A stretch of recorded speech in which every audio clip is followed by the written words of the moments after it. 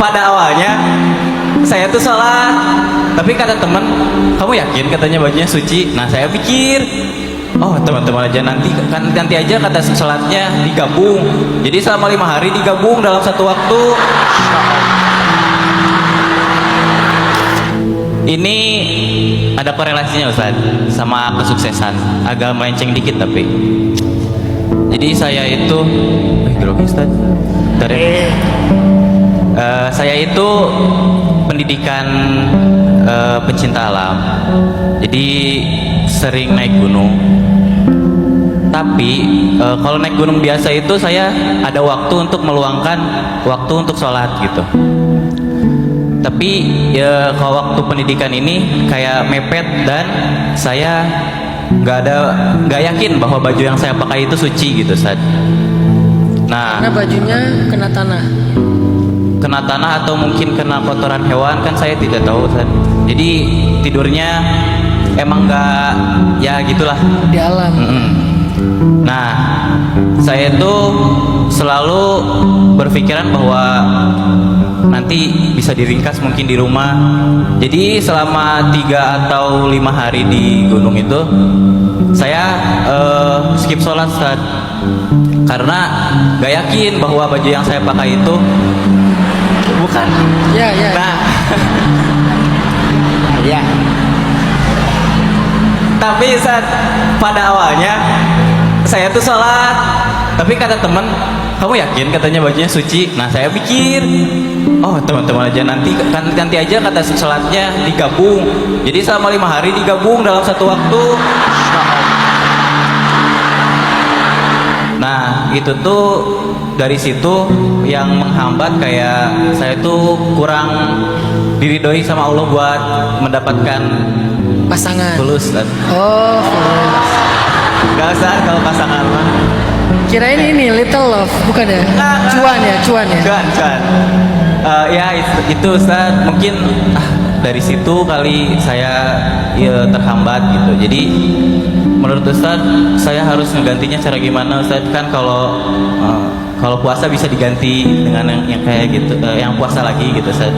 Tapi kalau sholat belum tahu gitu Ustaz. Kalau kita hidup dengan kondisi kayak gitu, maka Farel menjadi wajib untuk belajar yang namanya ilmu tentang bersuci. Bab toharoh wajib bagi Farel. Kenapa? Karena dia kondisinya lebih istimewa ketimbang orang pada normalnya. Orang pada umumnya secara normal tinggal wudhu kan. Sementara Farel ada di sebuah kondisi yang kadang-kadang ngerasa gak suci, padahal belum tentu. Bisa jadi suci sebetulnya. Tapi karena ketidakpahaman kita tentang ilmu bersih atau tohara, akhirnya kita jadi salah paham, malah dampaknya jadi nggak sholat. Misalnya Farel ngerasa nggak suci gara-gara bajunya kena tanah, tidur di tanah, atau ngerasa takutnya kena kotoran. Pertanyaannya, ngelihat nggak kotorannya? Mencium aroma kotorannya enggak? Melihat jenis kotorannya enggak? Kalau enggak berarti nggak ada. Dalam Islam nggak dianggap karena nggak mencium aromanya, tidak melihat bendanya. Tanah dalam Islam bukan kotor, malah tanah itu alat bersuci kedua setelah air. Jadi ketika kita dengan kena tanah, bahkan lumpur, kita kayak menurut kita kotor, itu nggak kotor. Bahkan ada orang yang, saya kemarin pas yang cerita diving itu, teman-teman diver malah nanya gini, Ustadz boleh nggak kita sholat tapi baju kita basah? Sejak kapan syarat sah sholat itu bajunya kering? Nggak ada dalam fikih syarat sah sholat baju kering, tidak ada. Jadi baju basah, baju kena lumpur, baju kena tanah dalam kondisi-kondisi tertentu, maka tidak dianggap sebagai najis yang membatalkan sholat atau membatalkan wudhu. Tapi secara lebih detail lagi, ini jadi challenge nih buat Farel belajar bab toharoh, supaya Farel kalau naik gunung berkah insya Allah.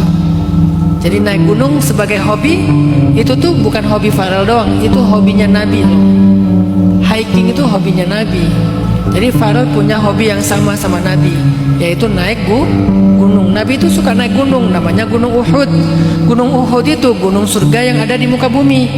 Ada 2 gunung surga di muka bumi. Yang pertama namanya Gunung Uhud, yang kedua namanya Gunung Tursaina Saint Catherine yang ada di Mesir. Nabi suka naik Gunung Uhud. Yang kedua, Farel, kalau udah terlanjur ditinggalkan, atau misalnya gini, Farel di situ tuh nggak bisa ganti baju, bajunya udah terlanjur kotor dan kotornya benar-benar najis. Mungkin tadi karena buang air kecil, tapi nggak bisa bersuci misalnya, benar-benar najis. Maka sholatlah untuk hanya menghormati waktu. Nanti sampai ke rumah, sholat itu harus diulang. Namanya sholat qadha. Dalam Islam, dalam fikih Ahlussunnah wal Jamaah, sholat itu ada qadhanya. Terutama fikih Syafi'iyah, sholat itu ada qadhanya. Bukan cuma puasa ada qadhanya, sholat juga ada qadhanya. Bahkan sholat-sholat yang udah kita tinggalkan sejak kita balik dulu, itu seharusnya diqadha. Cara mengqadhanya gimana? Setiap kali habis sholat fardu, tambahin lagi sholat fardu dengan niat qadha yang lalu-lalu. Kalau udah nggak kehitung Ustaz, ya seingatnya aja lah.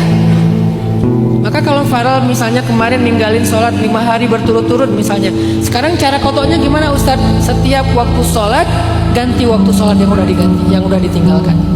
Misalnya tadi Farel sholat isya gitu kan, habis sholat isya lagi, niat yang kemarin waktu di gunung. 1 kali mengqadha itu mengganti hanya 1 kali sholat yang ditinggalkan, bukan merapel semuanya, enggak. Jadi kalau di gunung 5 kali ninggalin isya, berarti setiap kali sholat isya 5 kali berturut-turut 5 hari ganti. Boleh sekaligus Ustaz? Boleh, cuman agak berat. Kebayang aja 5 hari sholat dirapel, digabungin, bahasa Farel tadi gabungin, itu kira-kira sholatnya berapa jam ya? Nah kalau nggak mampu sekaligus, boleh sekaligus, bagus malah. Tapi kalau nggak mampu sekaligus, dibagi menjadi 5 waktu sholat di waktu-waktu di hari-hari yang berbeda. Tapi niatkan untuk mengqadha. Ini yang udah terlanjur lewat.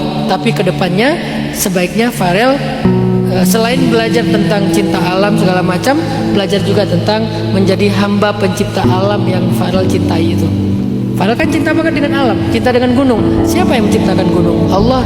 Cobalah naik ke tempat itu dengan menghormati pemiliknya. Jaga sholat.